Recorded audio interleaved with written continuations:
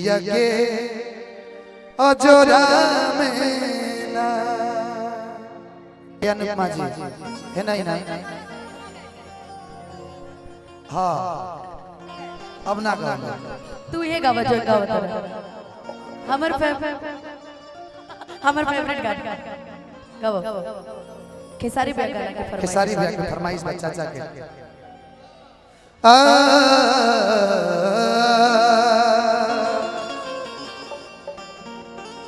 जब से शादी भइल बा तब से औरत बड़ा बेचैन बिया अभी जी तरफ देखन बुझा इनका तो कुछ और भी योग सतावता।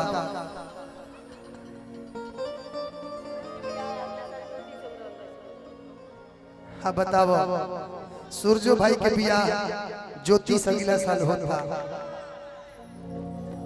लड़की का नाम सूरज भाई के मेहरारू कहतरी कि सैया लइका नियन सूत जाला कोरा में। भौजी बुझत देखे न कि दिया के हजोरा में ना। आवो कि सैया लइका नियन सूत जाला कोरा में दिया के अजोरा में ना।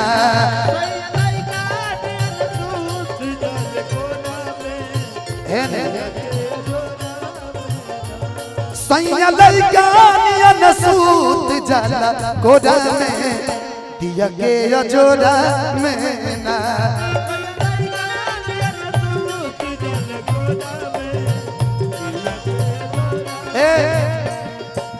क्या करते थे साजना तुम हमसे दूर रह गए।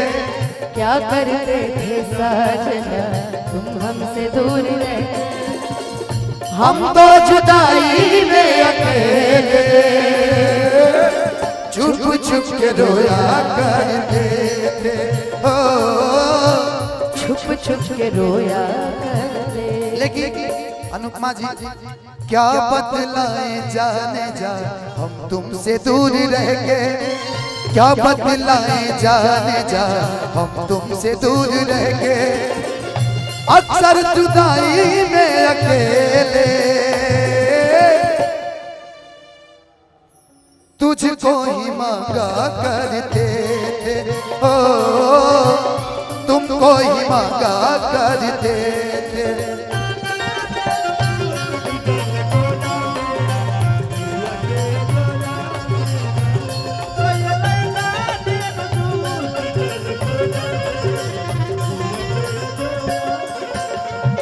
अंकेश भैया और तिया के सुना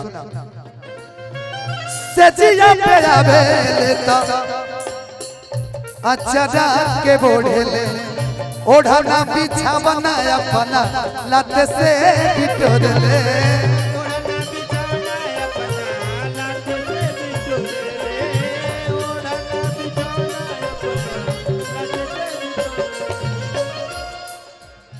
अच्छा पवन जी के एक बाद चाचा खेसारी भैया के ने पवन सिंह के बता होय सजिया पे आवे ले अच्छा रात के बोढ़ेले ओढ़ना पीछा बनाया अपना लत से बिटोर ले।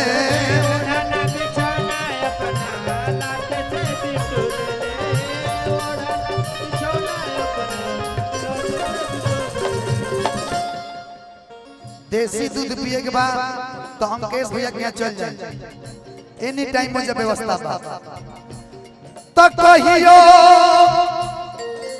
आधे हाथ ना लगावे तिकोढ़ा में।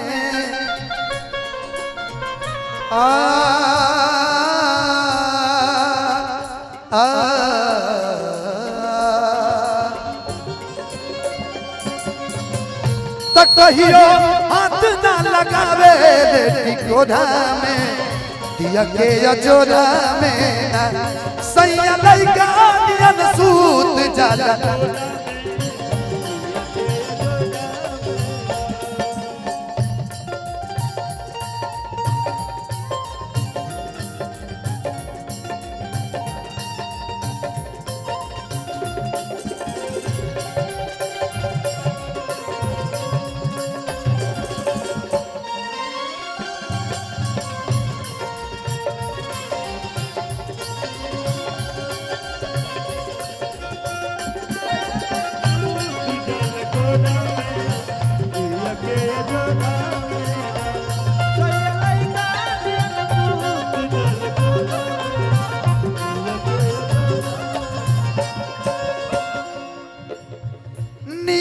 खराब होला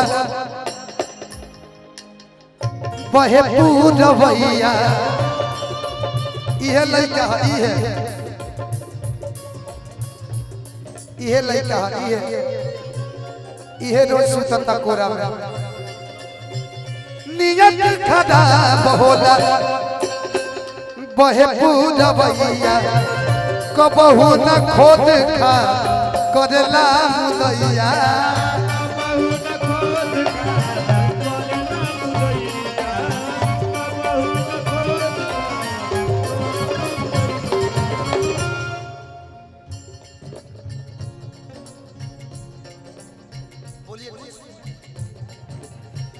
नियत खराब होला बहे पूरवैया कबहू न सेज पर लड़ला मुदैया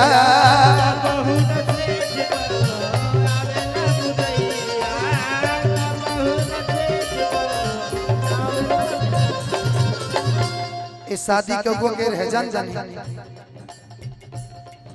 गोलू भाई ये बियाह करौले तया गुआ हर जोड़ा ना लगवले हमारा जोड़ा में किया गुआ जोड़ा ना लगवले हमारा जोड़ा में दिया के जोड़ा में ना सैया लइका न सूत जाला गोड़ा में दिया के जोड़ा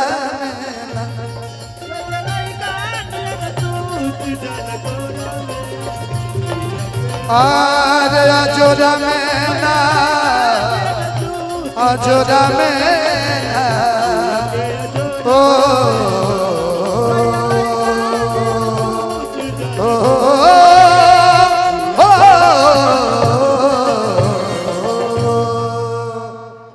कि दिया के अजोरा में ना शीशा कर दीजिए।